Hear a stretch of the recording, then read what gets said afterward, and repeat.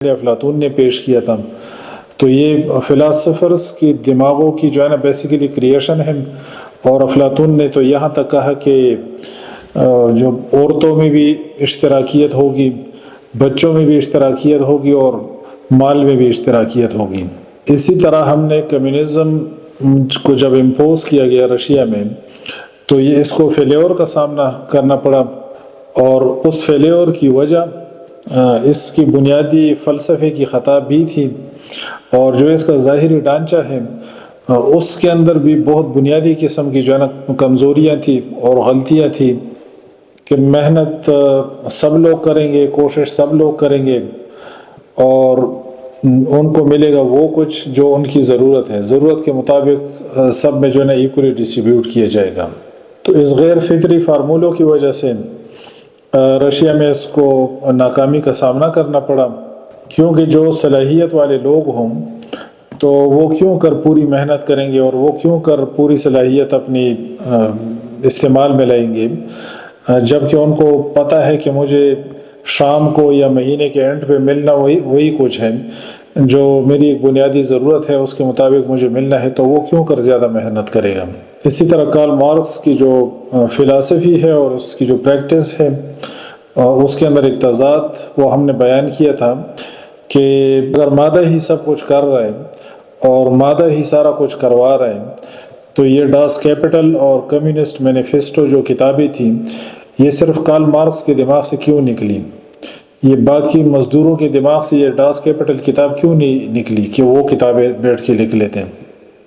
یہ صرف Karl Marx نے کتابیں کیوں لکھی؟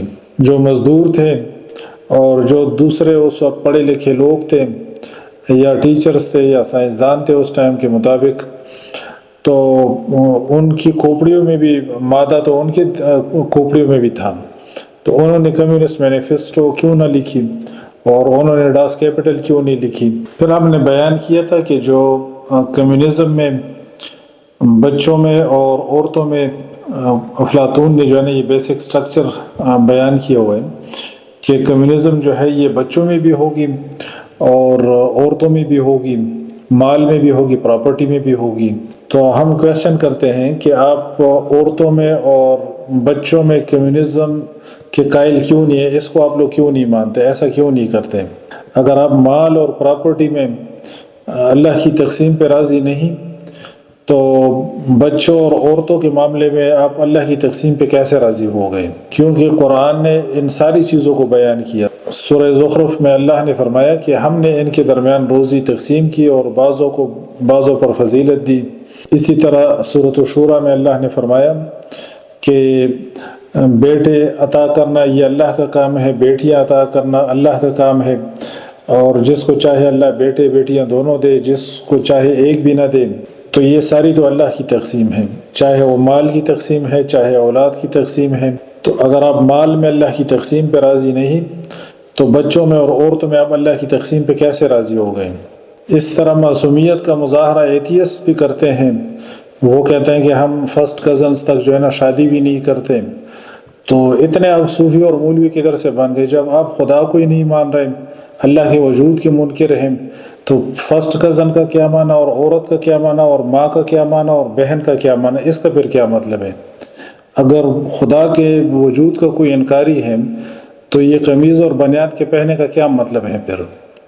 تو ہمیں اللہ تعالیٰ کی دین کی قدر کرنی چاہیے، اس کو سمجھنا چاہیے، اس کو پڑھنا چاہیے، اس پہ عمل کرنا چاہیے، اور حتی الامکان اس کو لوگوں تک پہنچانے کی کوشش کرنی چاہیے۔ دین کے اندر کوئی ڈارک ایجز نہیں، کوئی اندھیرا نہیں، یہاں پہ کوئی شکوک و شبہات نہیں۔ نبی کریم صلی اللہ علیہ وسلم نے فرمایا ترکتکم علی البیضاء لیلھا کنہارھا، کہ میں تمہیں ایسی روشنی پہ چھوڑ کے جا رہا ہوں، ایسے روشن طریقے پہ چھوڑ کے جا رہا ہوں کہ جس کی رات بھی دن کی طرح روشن ہے۔ لا یزیغ عنہا بعدی الا ہالک، اور نبی کریم صلی اللہ علیہ وسلم نے فرمایا کہ میرے اس طریقے سے اور اس روشن دین سے اور راستے سے صرف ہلاک ہونے والے لوگ ہی انحراف کریں گے۔